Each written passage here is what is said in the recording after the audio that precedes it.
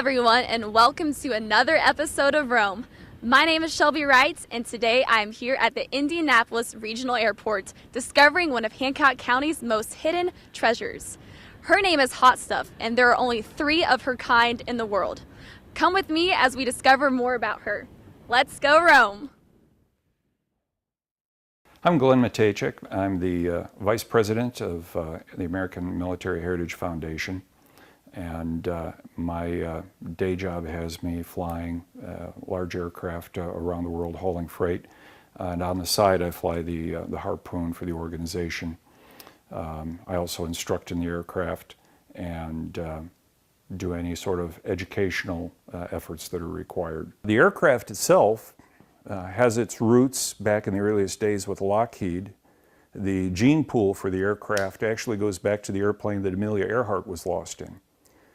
That aircraft grew and expanded in capacity and capabilities over the years, and ultimately Lockheed in the middle 30s built an airplane called the Hudson. It was their first bomber out of that line of aircraft. When the Second World War started, the British came to the States and were trying to buy weapons from us to use during the war before we were involved in the war. And the Hudson was a little dated. Although the Brits did buy some, they didn't fare very well in the war against the more modern aircraft in Europe. And Lockheed embarked on a design program to expand the capabilities of the aircraft, bring it into more modern configuration and capability. The original Hudsons ended up being used both in Britain for coastal patrol and in the United States in a different variant that was known as a Lexington, that was used for coastal patrol where it wasn't likely to get shot at, and for training purposes. Following that, they came up with the Ventura, which was a much more capable aircraft that the Navy and Marine Corps used with great success on both coasts and both oceans, and in the Caribbean, primarily for anti-submarine patrol. Later on in the war, as we started running raids out of the Aleutians to the northern Japanese home islands, the Ventura didn't quite have the capacity to carry a bomb load in the fuel to get home, and the harpoon was developed using this magnificent piece of hardware here. The harpoon is a little bigger, carries much more fuel, and a greater payload, allowing it to reach all the way to Japan and back on one tank of gas. The airplane was also configured for surface attack, so it could attack shipping, it could attack submarines on the surface and submerged, it could attack any ground target, and it was also used as a night fighter, which is an interesting application of the technology. The aircraft had the most advanced radar for aircraft use in the Second World War. It was able to pick up a periscope in a submarine from several miles away, and also able to find the Japanese snoopers that would come out and try to track our fleet during the middle of the night. They would send out single aircraft to try to isolate where our ships were, try to figure out what they'd be doing the next day. Our ships would know that they were there, call on shore, bring out one of these aircraft, get them in the general area, and then the harpoon would be able to isolate and track down the intruder and dispense with it. The aircraft, depending upon the model, had anywhere from 5 to 8 fixed forward-firing machine guns, had 2 in the upper turret and also 2 in a lower tail position to be used in a defensive manner if someone were trying to attack it from beneath and below. The aircraft had hard points on the wings, could each carry up to 1,000 pounds. Could be external fuel, could be 1,000-pound bombs, depth charges, or sea mines. They actually could use this aircraft to go mine a harbor. They could also hang gun packages that would carry either 250 caliber machine guns or small caliber cannon. They could be used for attacking any surface target. Then there is also rails for 8 missiles, 4 on each wing, up to 5-inch high-velocity aerial rockets, which were very potent weapons that were based upon a naval artillery shell. And consequently, the aircraft could deliver quite a blow. It was also configured to do aerial photography and had a flare chute so that they could illuminate at night, which not only was good for taking pictures at night or illuminating a target at night before they attacked it, but it was also good for psychological warfare. If you go over an enemy installation and drop a flare, even if you don't take a picture, the guys on the ground that are trying to do something in the night to be sneaky or set up some defense now thinks they've been photographed, and it's kind of hard on their sleep pattern. It had a nice blend of loiter ability, which is of course good in a patrol bomber. It could fly for quite some time at an economy setting that wasn't very fast, but if they needed to, it was quite quick. The aircraft would do 230 knots or about 280 miles an hour if you just went to full throttle, and it would do that as long as you had fuel. And if you really need to get out of somebody's way, if somebody was attacking you, you could go to full throttle and it would go up to 300, which is really pretty impressive for an aircraft of that vintage. So the aircraft were able to operate independently. They didn't have to have fighter escort. They could defend themselves well. And when all else failed, they could run away very quickly. So it was a very capable, well-rounded aircraft that could function well in many roles. This is a relatively rare aircraft. It's hard to know precisely how many were built because of that time in history. Those number tracking issues weren't very important to anybody. Probably the most likely number is 535 of all varieties, of all variants built. Certainly I'd say less than 550. There are only a couple of them that are airworthy, and that number changes as aircraft come in and out of service. Our particular aircraft, though, is on the National Register of Historic Places. That is a very rare honor that was bestowed upon us because of the role in the Alaskan campaign.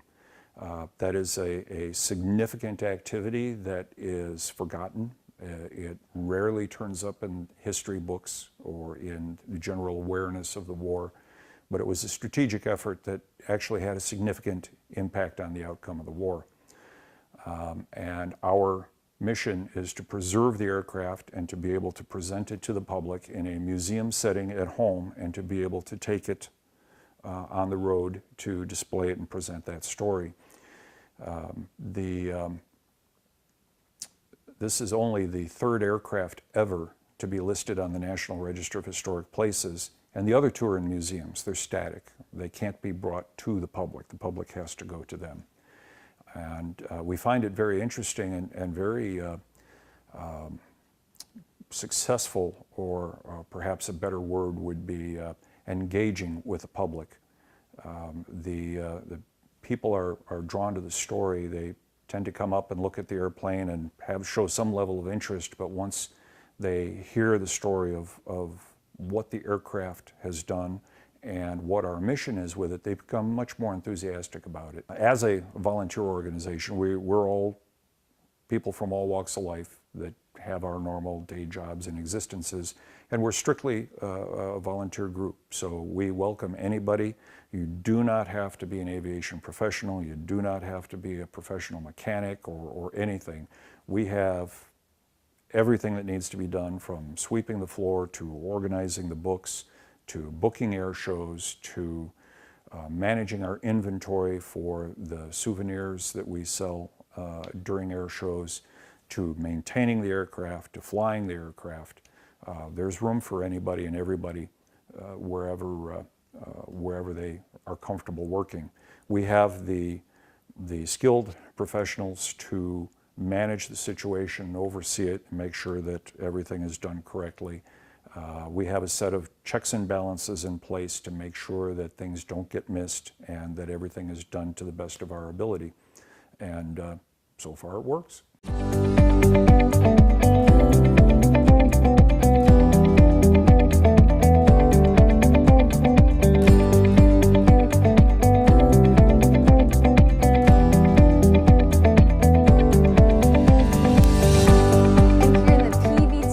In the Harpoon with John Bennett. John is from JT Designers, and we're going to talk about the design aspect of the project. So John, can you tell me a little bit about how you got involved in this? Sure. I was approached about a year ago to work with this group that's been maintaining and restoring the plane. I was brought in through the marketing group. We're an architectural firm located in Indianapolis. I grew up out in Hancock County, so I'm very familiar with the airport. And this was something that I thought we would be a very good fit for. We've done long-lasting projects. We have the experience in doing industrial as well as commercial, and this project will kind of merge both of those aspects. Okay, well, I see that you have a little bit of a design thing going on here. Can you tell me a little bit about this and how you came up with it? Yeah, the intent was, in working with the Regional Airport Authority, to take an initial first step. The project that we're going to discuss is the initial beginnings of what we hope will be an overall master plan and development that will foster future development for the center. So the idea is not only to restore and maintain this particular aircraft, but to provide a museum slash educational aspect to it that will then foster future growth for an expanded facility that will make the regional airport more of a destination and not necessarily just out in a field. So as you can see from the conceptual images, we've set this up for a viewing patio area. So what would happen is the east facade of the building would have a giant hangar door that would open up, and the aircraft could be brought out onto a viewing patio. This would then be a support control area where the general public could see it, the staff could maintain it, and it kind of brings a tangible aspect of the plane to the public. So they're not simply looking at it through glass walls, but they actually get to see it outside the way we do now. Other aspects that we considered, this facility will have a complete kitchen, so we can do banquets and special functions for fundraising and additional support features, and then it will have the complete museum. This is a little bit more toned down, so you can start to get the aspects of it. In going back to your earlier question of how long did it take to develop, one of the key aspects that we wanted to get was with respect to the fact that we have a great northern exposure for this particular facade, we really wanted to bring in natural light, and that's critical to the museum portion of the facility, because we can't have harsh sunlight destroying replicas, elements that are on display, but we wanted to have a lot of natural light coming in. The whole idea is to open the structure up as much as we could, so we looked at even opening up the hangar aspect of it for large open lighting windows. With respect to the plan, this gives you a much, much better feel of what's going on. So if we look at this view, we see the PV2 Harpoon, and we want to do enough room for a support plane. So this would be like a P-51 Mustang, where we could show people and put, with respect to proportionality, so they can understand the scale of the plane. Everyone's seen war movies, and you see the guy flying in the little cockpit. This will put things in great respect for how important this plane was and just the volume and mass that it could hold. This would be then our banquet side, which we would have full banquet seating, a full kitchen area and support for that. Along the common wall, we are proposing to do sectional lift doors like your garage door at your house. We will do high lift doors where both sides of the actual hangar area, the doors can lift up, making a complete view side to side of the facility. Then if we start looking at the museum, you end up with your support spaces that are required. You just have to have things like offices and bathrooms. But we want to have interactive media walls so that when people come in, they can get an understanding of just what the plane did and the theaters of war that it was active in. Well, thank you so much for showing me all this design stuff that you have come up with. It looks incredible, but I think that's about all the time we have. But thank you again so much, John. Thank you. I'm Dana DeJarnette. I live in McCordsville, Indiana. I have 2 children. I started working from home 1 to 2 days a week because the kids' schedules and getting them off the bus and being able to be here when they get home really helps with a single mom, a single schedule with children who are very active. I need to be able to monitor my day around having my internet. So I recently built a home and moved in about 6 months ago, and one of the deciding factors in moving to this area was being able to be a 9-star customer. My previous provider did not have an option for fiber optics. So if I did not have the reliability that 9-star provides, it would be very hard for me to work from home. When my kids come home from school, and often they'll have a friend come home from school with them and they rush in and they want to play video games and they want to get on the internet and do certain things that it doesn't affect because we do have that dedicated line, even if there's 8 children here. Everything is set up, surrounded, so that everybody can be connected. I wanted my children to be able to sit here and do their homework. I wanted them to be able to be talking to me and be around me while I was cooking dinner. Personally, I would never want to give up my Netflix. I had no idea how much of a difference it would make to have fiber optics. It is faster, it is more reliable. It's definitely something I would not want to be without. I would not want to go back to a cable provider, I can tell you that. It's very important. It's very important for us to stay connected however we need to stay connected.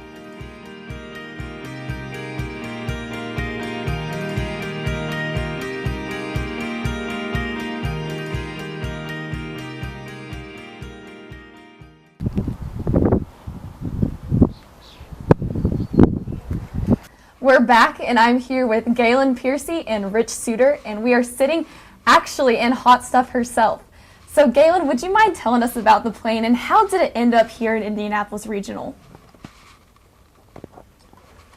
Okay, Hot Stuff is a Lockheed PV-2 Harpoon. It's the last generation of Lockheed's World War II fighters, bombers, and it served in the Navy and the Marines up until about 1953.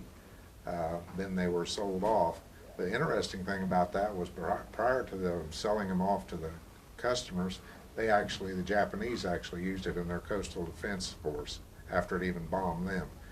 But it went to Texas, and a group bought it in Texas, and it firebombed ants for a few decades. Then sometime in the late 80s, early 90s, a group of airline pilots bought it and brought it to Indianapolis, Indiana, which is now Indianapolis Regional, and that was when the AMHF was formed, and it's been here ever since. Now, what is some of the maintenance that you've been doing to it?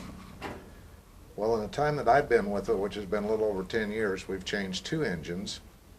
They come at a cost of about $90,000 to $100,000 each.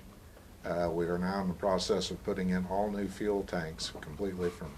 There's 16 fuel tanks on this airplane, 4 inboard of each engine and 4 outboard of each engine. And they've been in there since the late 40s, and they no longer were working, so we had to go get new fuel tanks made.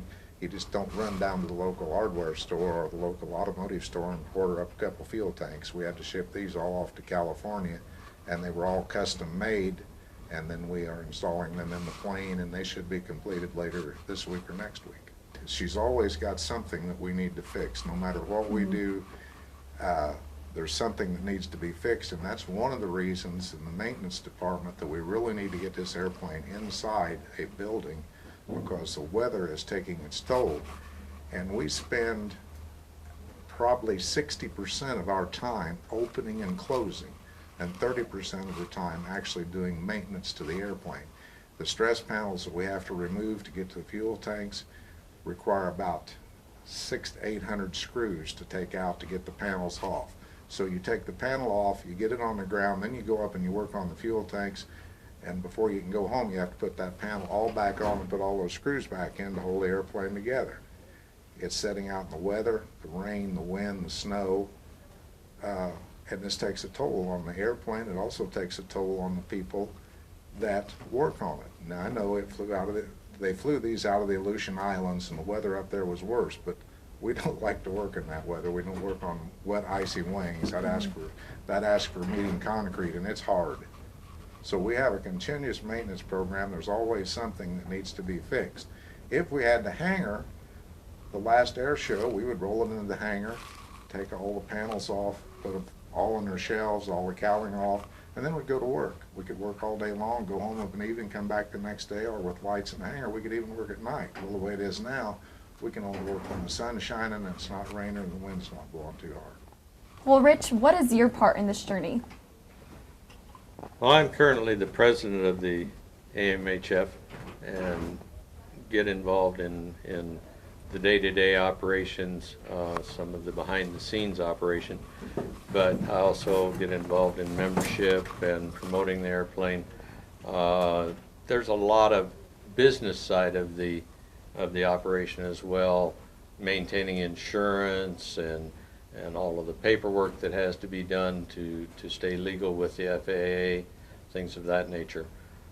We currently have about 35 members, 12 of which are pretty active when we're actually working. Many days we will work with only 3 or 4 people there, sometimes when Galen and I will be here by ourselves because we're both retired and have a little more time. People that work a day job aren't always able to come out, even though they'd like to. So on the weekends we get more people, but typically we'll have a crew of 4 or 5 at a time working on the airplane. If one of the viewers wanted to get involved in fundraising or in volunteering, how would you suggest that they do that? I would suggest they go to our website. That's www.amhf.org, and there's certainly a section in there that talks about the airplane and being able to volunteer, and contact information for both Galen and myself. They can contact us. There is a membership form on there. If they would actually like to join up on the website, they can do that. That's how we get a lot of our volunteers. We recruit people through the air shows on our website. We currently are getting some people from the aircraft maintenance schools in the area. As they're going through their schooling, they can come out and actually get hands-on work as well, and that helps them and helps us as well. A group of people that are working on it are pretty passionate about this airplane. We do it to keep the memories alive of all of the people that fought and during the World War II for our freedoms. So we keep it as a living museum, as you are all witness to. We're not afraid to let you in, let you look at it, touch it, feel it, see how it is, because this is a real piece of history. It's 1945. And we get a real kick out of showing it off to people at air shows or taking it places. We've had schools come up. We've actually flew over a school for a Veterans Day program. And that's what our goal is, to have a living museum where this airplane would be back. It probably will never be 100% original pristine condition, but as close as we can make it to that condition so that future generations can see what transpired. There's no computers on this airplane. There's no GPS navigation not in this airplane. So it's a real piece of history that you can read in a book and read about it, but actually looking at it and touching it and feeling it and looking at it and saying, wow, how did those guys do that? That's our goal, and any veteran that comes on board gets a real good handshake and a thank you and a welcome. I feel that hot stuff is an important artifact if you want to look at it that way for the community. It's a rare airplane. There's only 3 that we know of flying in the United States, and this one currently sits right here in Hancock County. And if we were able to continue with the operation, get our hangar like we want, and restore this airplane, it's a benefit to the community because it's a living piece of history, and that's the way we aim to keep it. We don't want this hands off, don't touch. We like people to come in and touch it, as you guys have seen today filming and talking with us. We love to tell about the airplane. And just this week on the news, I heard that we're losing our World War II vets at the rate of about 400 a day. That's kind of a shocking number of these guys leaving us. And this was a World War II airplane, and if we can keep this in a hangar, keep the artifacts with it that we have already gathered, and display it and have it available to schools and organizations to come and look at and have a history presentation, I think it's just a great asset, and it's a real asset to the county because, like I say, it's one of only 3 that we know about that are flying in the world today. It's really a pleasure for us to be able to tell the story of hot stuff and make the information known to the public and make them aware that this airplane exists, and we'd like to invite everybody that can to contact us and be able to come out and view the airplane and learn the story. Well, I'd say that about sums up this episode of Rome. Thank you so much to the American Military Heritage Foundation for having us out. I have definitely learned a lot, and I hope that you have too. Once again, my name is Shelby Wright, and I can't wait for you to roam with me next time.